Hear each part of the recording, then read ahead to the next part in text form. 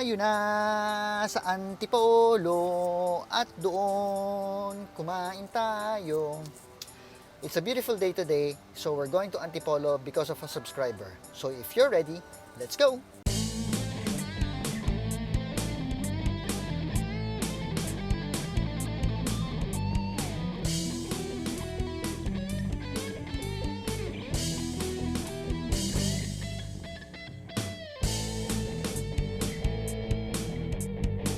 Okay, so we're at Tamerlanes and they're very famous for their grilled menu.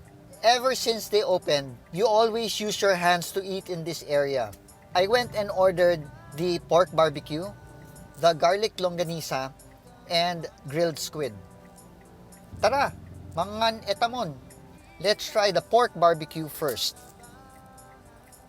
So, as you can see in the pork barbecue, it's well glazed, meaning they sauced it properly while they were grilling it. And as it comes closer to my nose, I can smell a little bit of sweet, I can smell a little bit of sour, every element a barbecue should have. So, let's start off with the barbecue.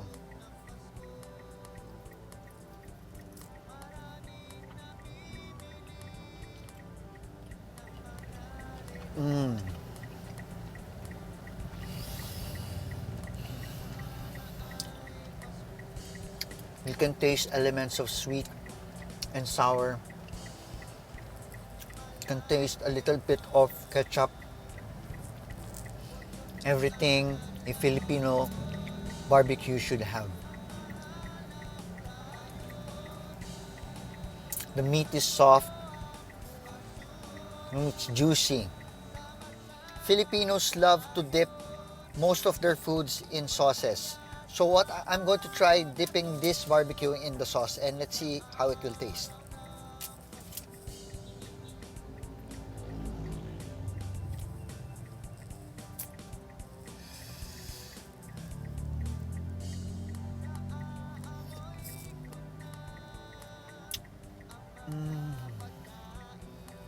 So for me, the barbecue on its own is good enough. You don't need the sauces.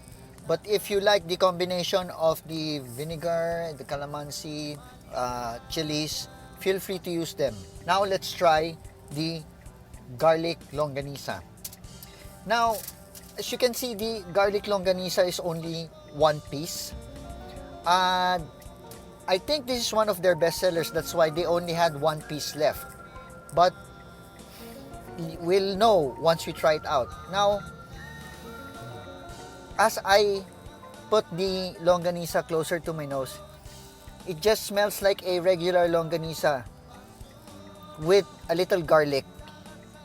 But the taste is what will make the difference. So let's check it out.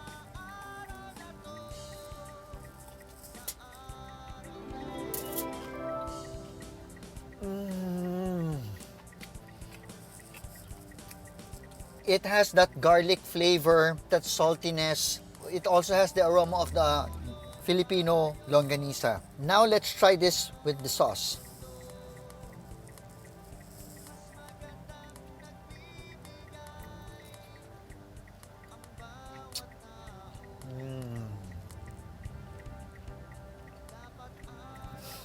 For the longanisa, the sauce will give your garlic longanisa a different kind of experience.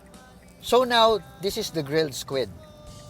Now, as you can see with the grilled squid, it has tomatoes, it has onions.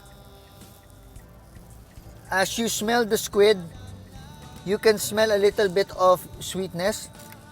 It does really smell like grilled seafood.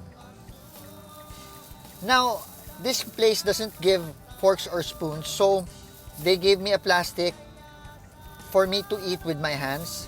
So let's try the squid on its own first, then let's try with the sauces. I'm going to get some squid and I'm going to put a little of the garlic and tomatoes.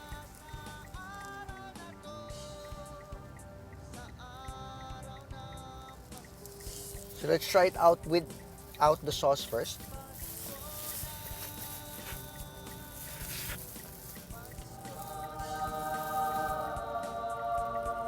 Mm.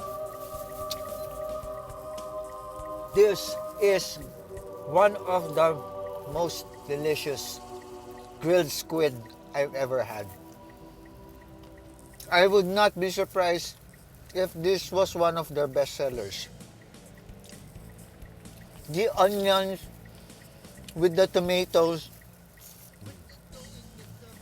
really elevate the flavor of the squid. The squid on its own is a little sweet, and if you mix in the sourness and a little bit of the sweetness of the onions, they really elevate the flavor. I will not be surprised if this will even taste better with the sauces. So let's try it out. I'm going to take one piece.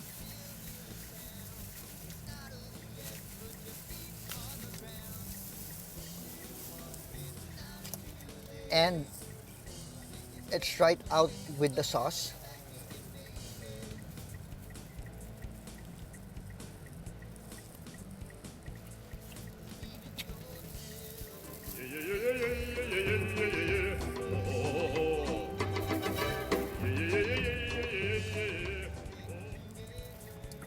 I'm lost for words.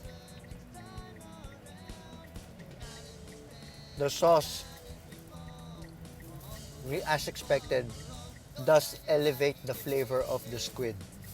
This would also be a perfect combination.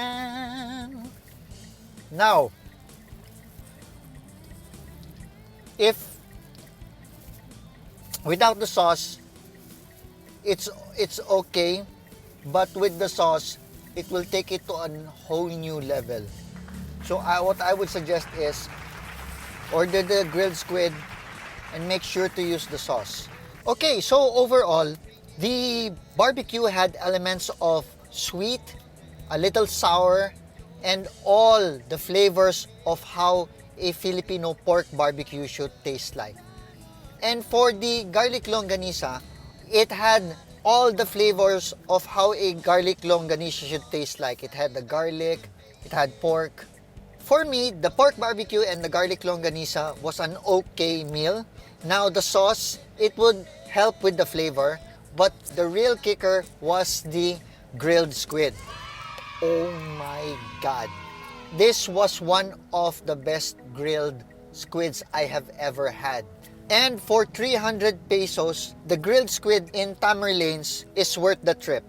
Now for the grilled squid, make sure to have your soy sauce, calamansi, and chilies if you want chilies prepared so that when you dip the grilled squid in the sauce, you will have an elevated experience. Thank you, subscriber, for mentioning this place.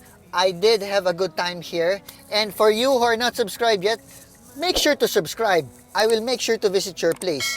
And if there's anything I miss, feel free to comment below.